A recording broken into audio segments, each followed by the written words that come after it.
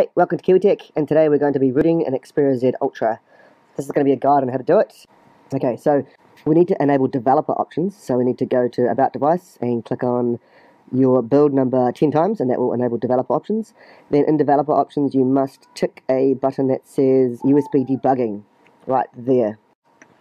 Then we got to plug it in, and as soon as you plug it in, your laptop, your PC, will start to detect your system, and it's probably going to install some drivers, some Sony drivers. If it doesn't, you must make sure it does that. Download some Sony drivers from the Sony website, and then once you've done that, go to the link that says vRoot, and you can download an app called vRoot. Right, so as you can see, it says it can't find the drivers, so I'm going to search the internet for them, and that'll be all good. So let me just fast forward this, because it's got to install them, and navigate to the website. I'll put a link in the description to that. Then click on this green button. Now this is all in Mandarin or Cantonese. So click on that button, it'll download. See the bottom left corner, it's downloading. The drivers are still downloading as well. Let me just fast forward this a little bit. Okay, so it's downloaded, I've installed it, and vRoot will open because I've set it to, and now it's going to detect what device I'm running, my Xperia Z Ultra. You can see the little green circle spinning around, and the progress bar will gradually increase. It might take a few minutes because it's got to check internet connection, and my internet connection is very slow.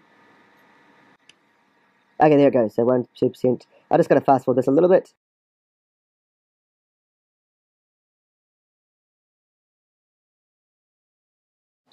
Okay, so you can see on the left-hand side it says C6802, which is my device. Now, if we navigate to the bottom right, we can see the button called Root. Let's click that. And it may take up to a minute, it may take even more. There you go, it says it's done, and my device is rebooting. Let me just pop this up beside the screen, and you can see my Sony logo. There you go, so it's rebooted itself. Don't worry, it will do it itself. If it doesn't, unplug it, plug it back into your laptop, wait for it to detect itself, and click root. Just try it a few times, and it definitely will work. Okay, so now my device is booted up. Let me just unlock it and show you my app drawer, and you can see there is the Chinese version.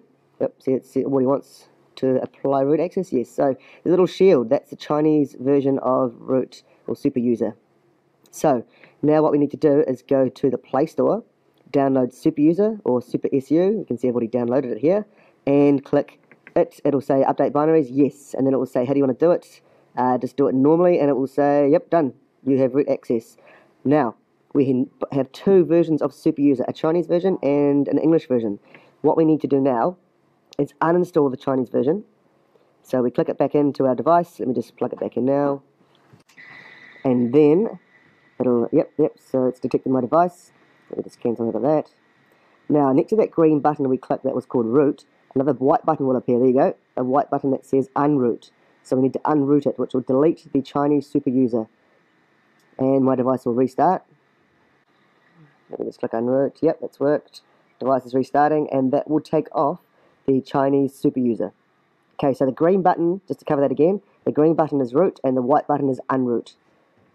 So once my device is rebooted, there will be no Chinese version on there. So what we need to do is just make sure that the binaries have been updated. So let's do it again.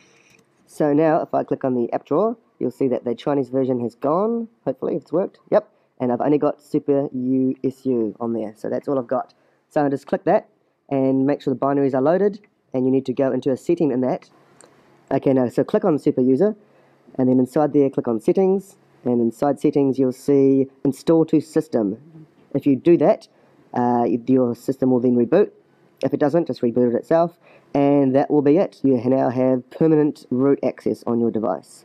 And now let me just show you if this has worked. Go to the Play Store, click on an app you know requires root, so for example Titanium Backup, and there we go, it's downloaded. We'll click on it, open it up, and it would immediately say it requires root access. Do you want to allow? And that's it, you're done. So that's how to root your Xperia Z SU. Reasonably easy to do, but it does require quite a few things. It's quite fiddly. Anyway, so I hope that's helped you. This has been Kiwi Tech. Stay tuned for more videos on